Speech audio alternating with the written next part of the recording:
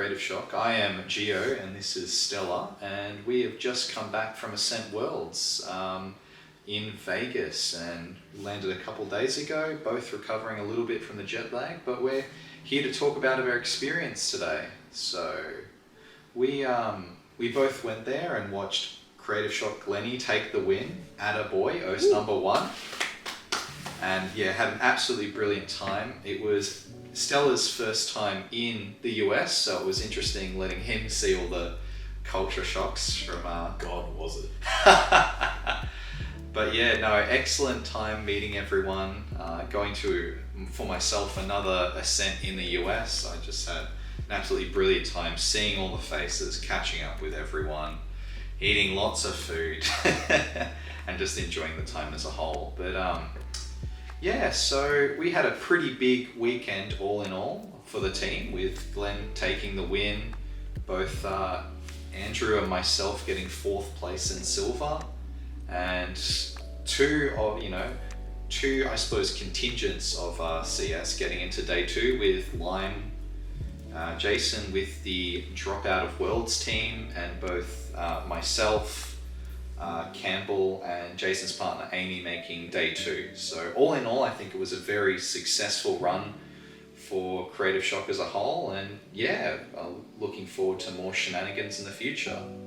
But speaking of which, before, Andrew on sort of our behalf did our Path of Silver submission, and yeah, what did you think of doing Path of Silver for the first time? Look, it was interesting. I think there's a lot of small things that need improvement for the next event, which is Ascent Singapore. But overall, it was run well. It's just not sure about the longevity of it, considering the tiebreaker of top 6 is who has the most CURs at the end of the day.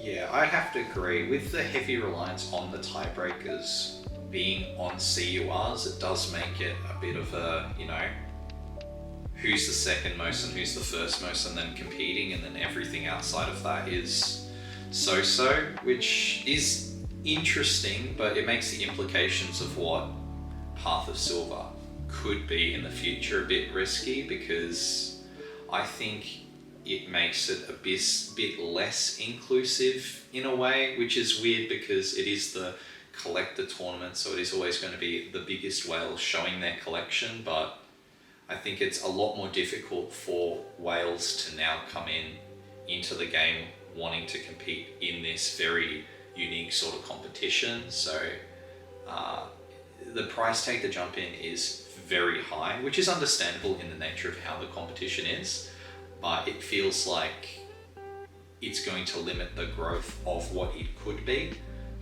very much so.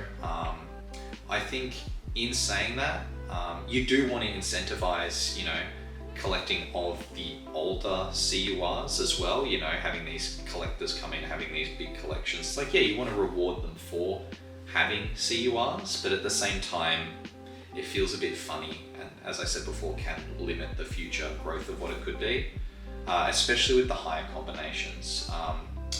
Though we ourselves didn't participate in the themers and didn't do the math on them, I can't comment on how inclusive to the newer product, especially with ALC and FTC and even Alta, they were, but definitely in the major event it felt like who's got one of each CUR, move on. But I mean, look, I think at the end of the day it just makes it more difficult for a change in top 8 for the overall competition, because if everyone is going to end up with the same CURs, it makes it really inaccessible for the big whales to pretty much have multiple of everything, and we're just going to see the same top 2 or top 4 over and over again. Yeah, I would agree. And I myself come from doing the Houston Path of Silver, which was so much different than this one. I definitely am happy that it's not all on paper anymore, and the poor devs don't have to do all those calculations by themselves anymore. But especially at night, I remember looking at Sitzakras the next day and asking if he was okay, and he looked like he still had numbers running through his head and the back of his eyes, and So I'm happy that it is on Omnidex now. It makes everything a bit easier. But one of the new additions that they put in was the hidden parts of the combinations, which I thought was interesting, and it was sort of a community collaboration to guess what the missing pieces were. What were your thoughts on that part of the Path of Silver? Honestly, I enjoyed it. It adds a bit of change, and with the ruling being if you guess correctly is revealed to everyone who's doing Path of Silver, it makes it a bit of a mind game as well of, if I submit this and keep it discreet and I win, do I get the bonus points, or do I reveal it for general knowledge and not take the risk and the gamble that I could be wrong? Yeah, I agree. It's sort of like, do you want to have that information for yourself and take the risk on it, or help everyone out and have that certainty in it? So it is a little bit of a wild card aspect to it. I definitely coming in later the day, walking in, asking how you were going between rounds of the 3v3. You looked very stressed with your guesses. I remember you talking to me going, I don't even know, I can't commit, I don't know if it's a higher path score, and though it was very stressful to see you going through that, it was also a little bit funny. It was me with my head in the table going, God, I don't know if this is right at this point in time. I do remember coming in towards the end of the day, you looking at me going, I need you to do the math. Am I doing the math right? Geo, please double check my math and make sure I'm right. But all in all, it was very interesting, and we were rewarded in the end, coming It worked out. 4th place, and that Priscilla is beautiful. It'll be very nice to see her framed up all nicely, which I'm sure I'll put photos on my Instagram at the TCGO.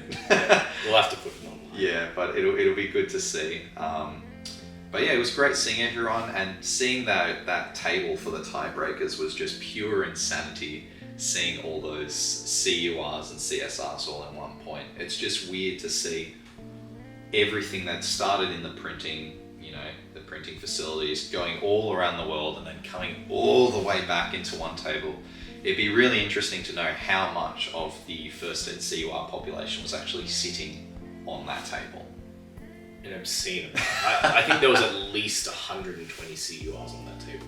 It was very insane, but all in all interesting. But yeah, I think outside of that, I think Path of Silver did make a lot of steps forward.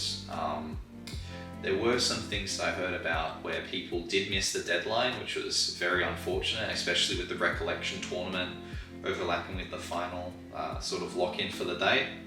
At the time, personally, in my opinion, I think that there should have been some sort of extension, especially with all the forms being online and it all being digital now.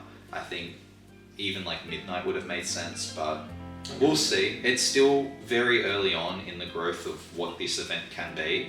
All in all, I think that the changes that were made were for the better, but I still think there are some slight teething problems, and would like to see this form of competition at these major events evolve and improve, and actually properly demonstrate a showcase of not only the major collectors having all these, but a showcase to smaller players being actually able to see these rare and exclusive at this stage artworks of the game in person, which is one of the things that really attracts me to this style of tournament. But all in all, I think that's enough yapping on about Path of Silver, and talking about the next sort of thing about Worlds that really had me interested, the 3v3 tournament, which was an absolute wild card. I loved it. It felt like you were putting a high degree on the randomness of things, especially with card games, but I really enjoyed it. Captaining the team Thunder from Down Under, the Australian team, which we weren't very decided on a team name until very late into the tournament, into the, I suppose, event and team planning side of it, where myself, Andy and Campbell are walking out of the plane, landing in Vegas, seeing that sign, and I just saw, yep, that's the team name. That is definitely the team name, and it was locked in at that point. But we did very well. I know both Campbell and I slept very poorly the night before. Me getting 2 hours of sleep and him not sleeping at all. So The joys of jet lag. The joys of jet lag. I'd like to say it was nerves, but it was definitely the jet lag. I think we slept like maybe 6 hours over 3 days in total. Yeah, it was a very, very big weekend, and but we managed to get through. There was definitely some changes that I would have made in hindsight.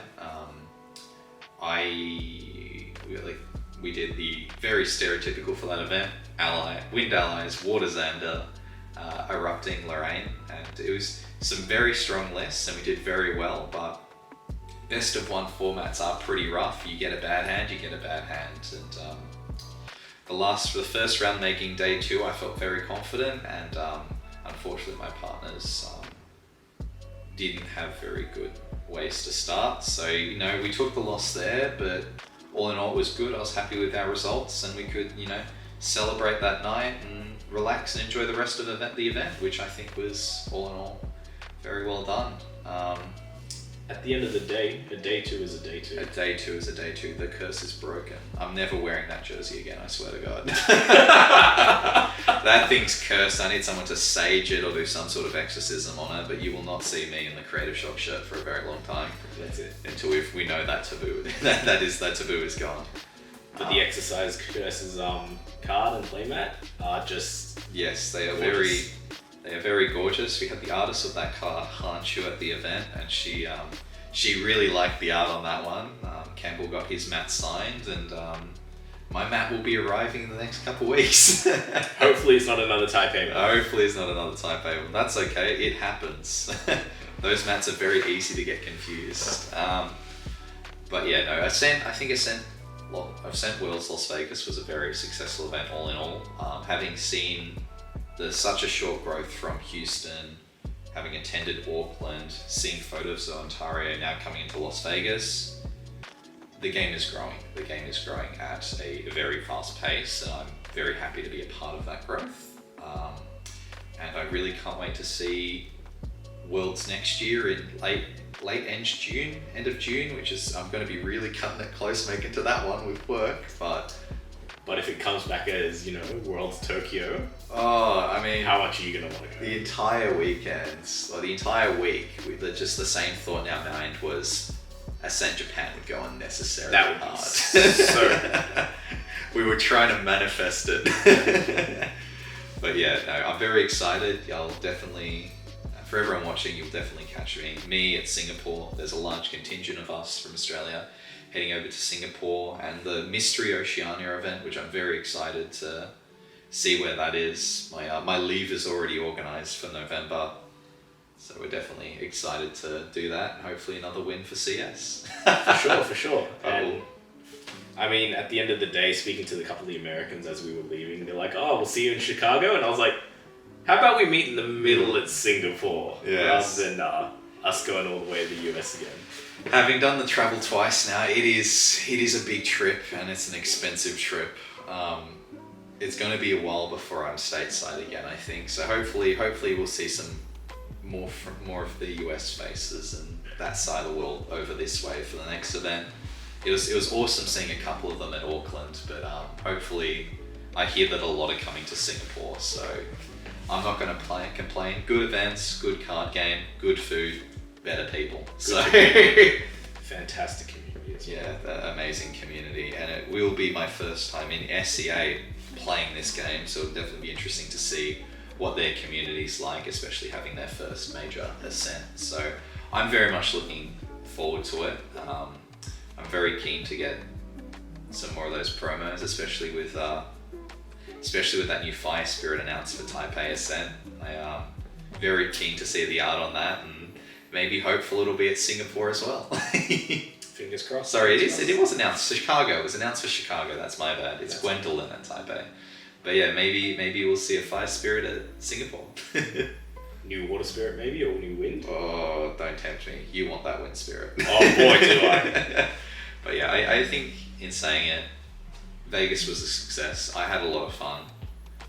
It was very eye-opening, a very different part of the world, but I think we all had fun.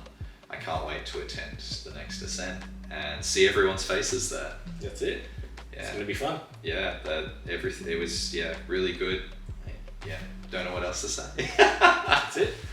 We'll catch you guys next time. Catch you guys next time. Ciao, ciao.